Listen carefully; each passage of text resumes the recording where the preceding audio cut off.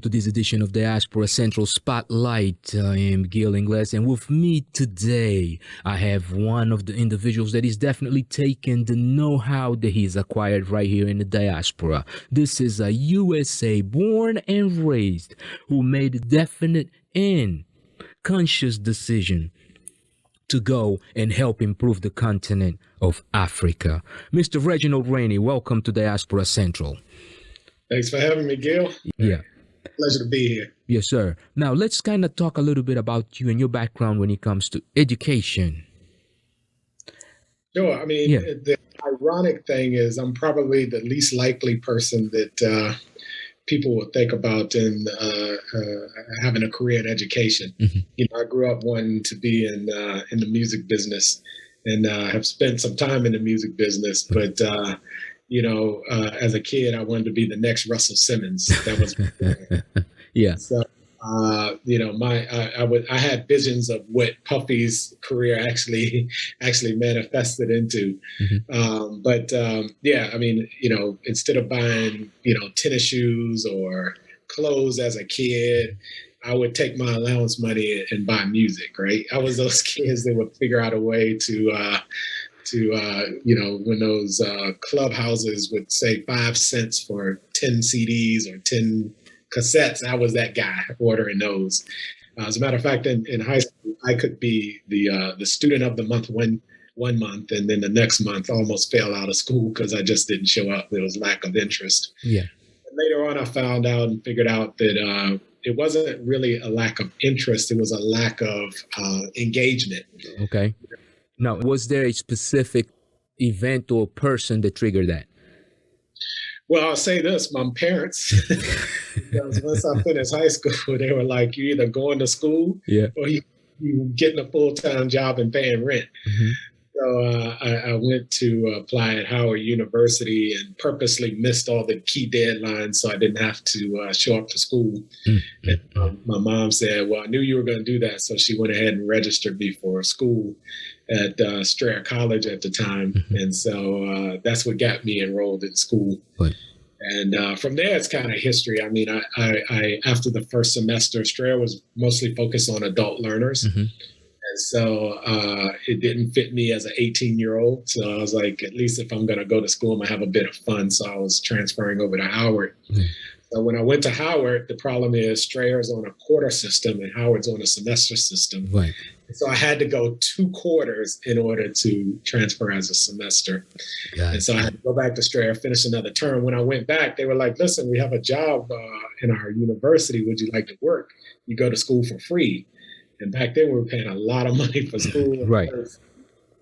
Let's do this. And so I ended up working at the university and, ended up working there for 20 plus years and, just learning a wealth of information and the growing and developing personally and professionally and really maturing into a man. Right. And that probably was the one thing that made me kind of who I am today. Yeah, definitely. Now, while during your stay at Strayer, you actually worked with a lot of international students. Yeah, I mean, we were in DC. We had 2 campuses at the time, DC and Arlington. We had about 1,200 students, and the majority at DC, and we had a number of students. Probably about 15 or 20% of our students were international students coming from everywhere, including Angola, right, Ethiopia, Nigeria. A number of countries. I mean, a lot of the Asian countries, Indian countries as well, but Africa, we definitely had a large population coming in from Africa. Yeah. Now, at that point, is that your first, how can I say, introduction or direct interaction with Africans or people from the continent? Not really. I mean, we had a lot of international students at our high school. High school, okay. Yeah. So, it wasn't my first, but it definitely helped me deepen the understanding. Yeah, and the understanding of what Africa was becoming. Because, of course, also, you right at that point in which Africa is changing from that post-colonial Africa into the Africa that we all know today as the true independent seeking economic and financial independence Sure. No, it Africa, was a right? great time. It was a great time, and I enjoyed that entire process. At one point, I was responsible for helping international students get their I-20 paperwork straight and getting them into the country. So it was always rewarding and always something that was exciting. Yeah. And obviously, some of the relationships I have until today. Right.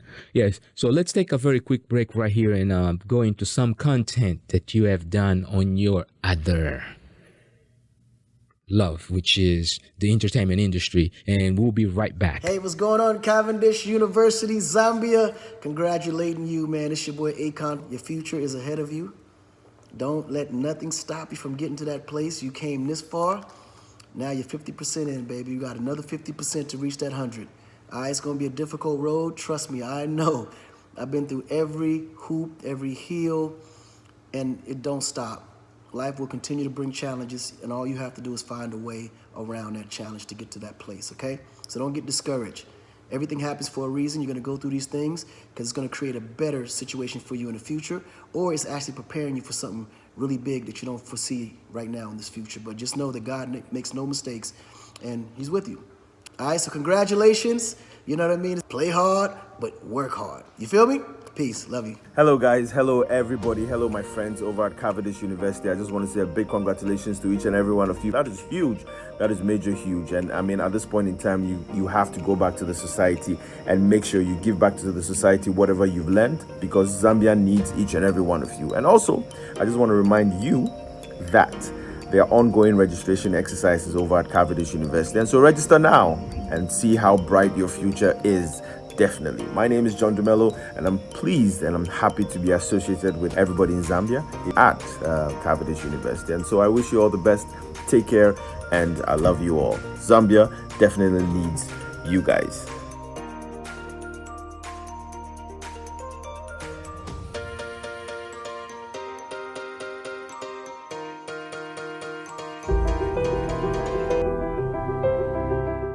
I'm happy to say choosing Cavendish for my online study has been the best decision.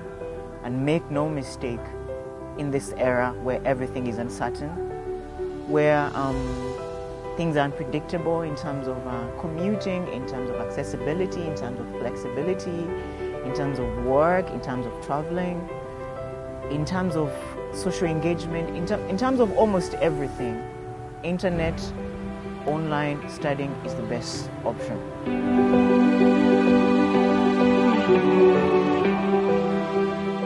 And we are back. If you just joined us, you're now tuned into Diaspora Central with Gil Ingles, and my guest today is Mr. Reginald Rainey, an individual that is actually taking the know-how gained here in the diaspora and is now applying that know-how to help add value to Africa. Reginald Rainey, welcome to Diaspora Central.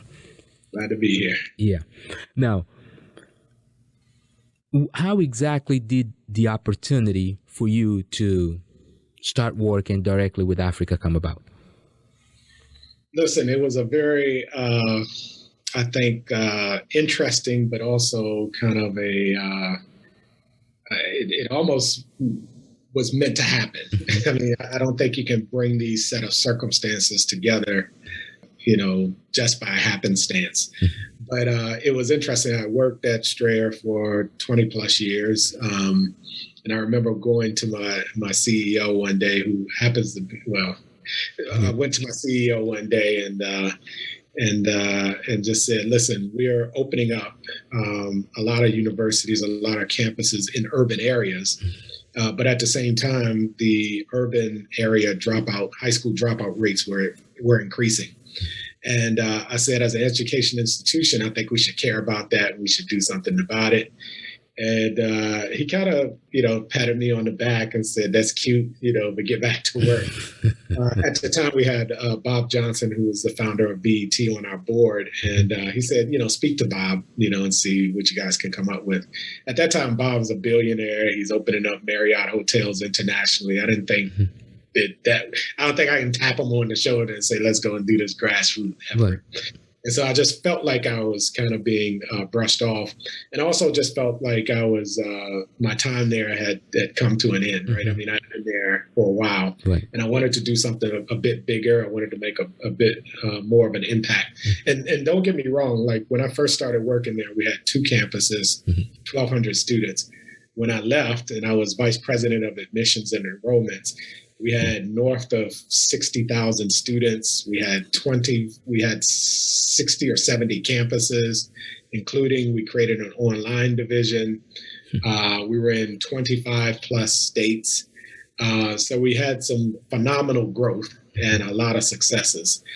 But I just didn't feel 100% fulfilled. And in particular, I wanted to help Black people, African-American people. That's what I thought. And I said, yeah, it's time for me to leave. And I handed in my resignation. Didn't really have a plan, but said that I wanted to do more to help African-Americans. And so I was thinking about something around HBCUs.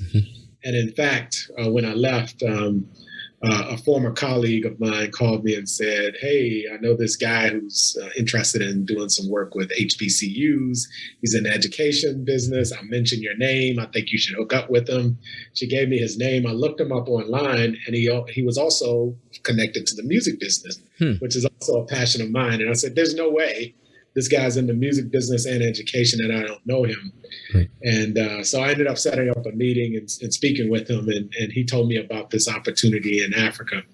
The ironic thing is, at the same time, because of my love for music, I was asked to go to Ethiopia. And ironically, you were part of this trip. Indeed. But I was asked to go to Ethiopia to take a singing group to Ethiopia to perform for a few weeks there. And I went to Ethiopia to do that. And the guy that I had met said, listen, I have an opportunity in Kenya to do something in education. Would you be interested? I said, I'm in Ethiopia.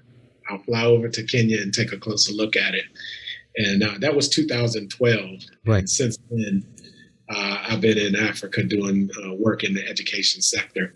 So the person that I'm talking about, his name is Scott Royster, and he's the CFO of Radio One and helped build that company to where it is today alongside Kathy Hughes and her son, Alfred Liggins. But he wanted to do something in education. So we spent about 2 months in the U.S. Working with HBCUs and working for predominantly Black institutions, just helping them, strengthen some of their processes and procedures when he was introduced to an opportunity in Africa. So that's the Reader's Digest version of how this happened. Yeah, definitely. Now, we're gonna take another quick break because I want to come back to something else important that that you just mentioned in your I guess exposure to Africa, because maybe we even talk about it before we go into a break, right? You were born stateside, raised stateside. All of a sudden you get to Ethiopia, you're given an opportunity to go to Kenya, and you're like, okay, let me come down and take a look at it. What was it in Kenya or in Ethiopia that really said, hey, here, what grabbed Reggie? I mean, starting with Ethiopia, when I first went, I had some apprehensiveness. I was a bit hesitant. You've been trying to get me for a number of years into Africa. Right. When I went and experienced Ethiopia, and Ethiopia even has its own bit of culture within the continent. But it was just a great experience. It was just nothing. I don't know what my expectations were. Right. But it was just a beautiful experience. It was something that I'll never forget. Indeed. And since then, I probably spent every year, no less than 2 or 3 months outside of the continent. And 6 months don't go by without me being in Africa at any given time. Yeah. Since then, and that was 2012. As a matter of fact, today I spend more time in Africa than I probably do in the U.S. Yeah. Which is definitely great. And you're not just spending time in Africa. You're spending time in Africa with very important people. But we're going to take a very quick break, and we'll be right back to kind of talk about who you spending time in Africa with? Because people may think that, you know what, you're just spending time in Africa. No, you spending time in Africa with VIPs. So we'll be right back. This is Gil Ingles with Diaspora Central, and my guest today is Reginald Rainey, and this is a spotlight on Reginald Rainey and his work in the African continent. We'll be right back. We at Cavendish University, Uganda, have not missed any academic or operations activity in spite of COVID-19, and we are certainly not missing the graduation. It is the first graduation we are doing virtually because we wanted to balance the need for promoting students' employability with the need to prevent the spread of the novel coronavirus. It's exciting that Cavendish University had already prepared an education online platform which, as you can see now, has set you apart in preparing university students for the future. And not just grow, but thrive.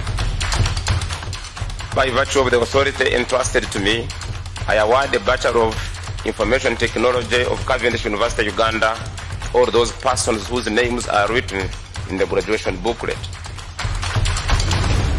And we are back. If you just tuned in, you are now listening to Diaspora Central. And my guest today is Reginald Rainey, and he's talking about his give back to Africa, to add value to Africa.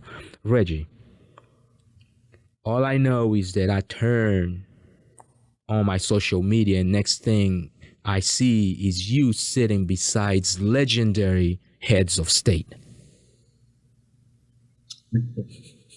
Yeah, I've been fortunate. So let me just back up a bit. So in 2012, when I did visit Scott in Kenya, okay, he had linked up with a company called ECP, Emerging Capital Partners, out of Washington, D.C. Okay. They invest in Africa. They right now manage about $3 billion in assets, only specifically in Africa.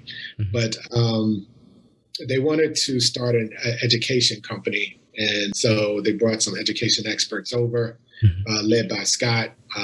We spent 2 years just analyzing the market. We worked with a group called Parthenon, which is the #1 consultant company in education globally. They're part of Ernst & Young now, but back then they were called Parthenon. We spent 2 years just looking at the gaps in the country. So we already knew that the tertiary education attainment levels were low, but we just didn't know why. We didn't know.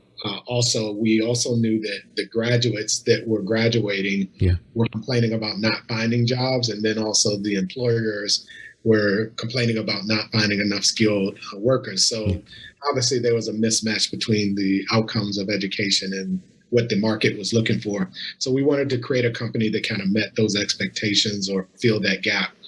And so after 2 years of doing that, in 2014, we established a company called Maarifa Education, based out of Kenya. Okay. And we made our first investments, one into Cavendish University, Uganda, and the other in Cavendish University in Zambia. And so through that, we were able to meet. I was able to meet Kenneth Kaunda, who was the first president of Zambia, because he was the chancellor of Cavendish University, Zambia, actually both at the time. And so, and may his soul rest in peace. He just recently passed. At the age of 97, lived a fruitful life. But listen, it was an honor. I mean, he was one of the freedom fighters. He was definitely at the forefront of, transitioning Africa from colonial rule to independence. And he was just a giant. And I had the pleasure of spending a number of times with him, whether it's at our university or at his home. And he was a special guy. He's always full of information and full of wisdom, and it was just an honor to spend time with him. There you go. So, and so as we started to develop both universities, we also decided to, back in 2000 and I believe 16 or so, bring on the former president of Tanzania, Benjamin Mkapa, Okay. to be chancellor at the university in Uganda. Yeah. And so he also passed last year, a year ago. Yeah. But another giant, just a very smart, very forward-thinking, progressive head of state, Yeah. and someone who is just really has a heart for transforming Africa. Right. So he was another person I had the opportunity to meet. Definitely. Currently, our two chancellors at both universities, in the one in Zambia is Rapia Banda, former Republican president of Zambia. I also had the pleasure of spending a number of days with him in his home. And then also we just brought on Goodluck Jonathan as our chancellor for our university in Uganda, who was the president of Nigeria. So we've been fortunate, and I've personally been fortunate. And I think those are some of my mom's proudest days when she sees pictures of me with heads of state. There you go. No, definitely. And listen, we're going to have to continue this conversation at some point, but due to scheduling issues, we kind of have to break here. So we're going to go ahead and take a quick break, and but we're going to have to continue this conversation. Actually, to be honest with you, I'm going to reschedule another show with you to talk about all these details, because there is definitely a lot going on. So I just need from you very quickly something that you would say, that some advice that you would give to any American who has not yet had the heart or the desire to go to Africa. Why should they go? You have to do it. I mean, it's an experience you have to afford yourself.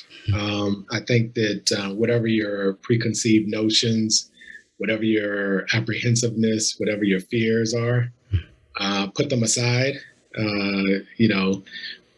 Leave some of your conventional thinkings aside. I mean, it is a different continent. Things are a bit different, but go open-minded. And I have not met anyone that have gone to Africa, visited Africa, and who's come back and said they're disappointed. Right. I've had the privilege of probably been to 12 countries now. Wow.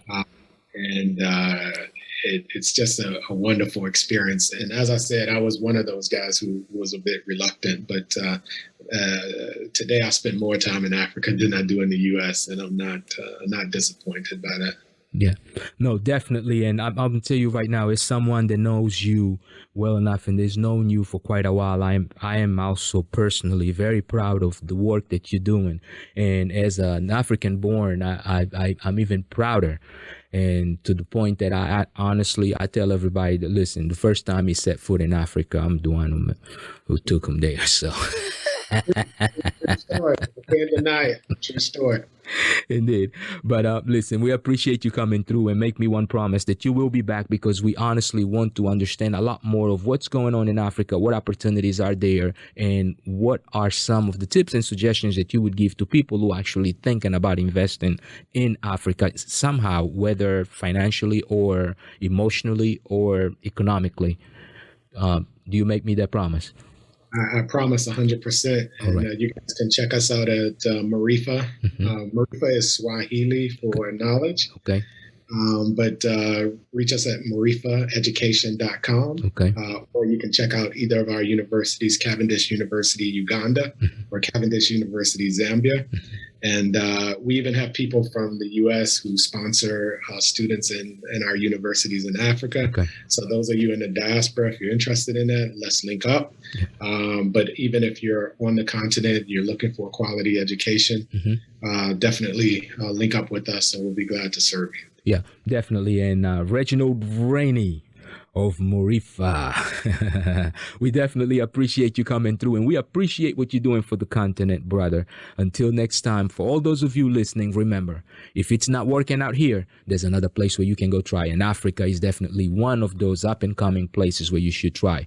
First, you heard Akon talk about it. Now you're hearing Reginald Rainey. Until next time, peace. No doubt. Take care. We know getting ahead with your career in these COVID-19 times can be a challenge.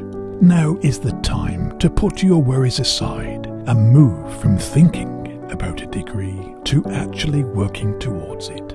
Cavendish University Uganda, with its innovative and highly interactive learning platform, guarantees your program completion on time. Using our highly innovative online teaching and learning platform that is interactive with a high response to students' learning needs, we shall ensure that you will not miss any class, tutorials, assignments or graduation, making earning your degree that much more convenient.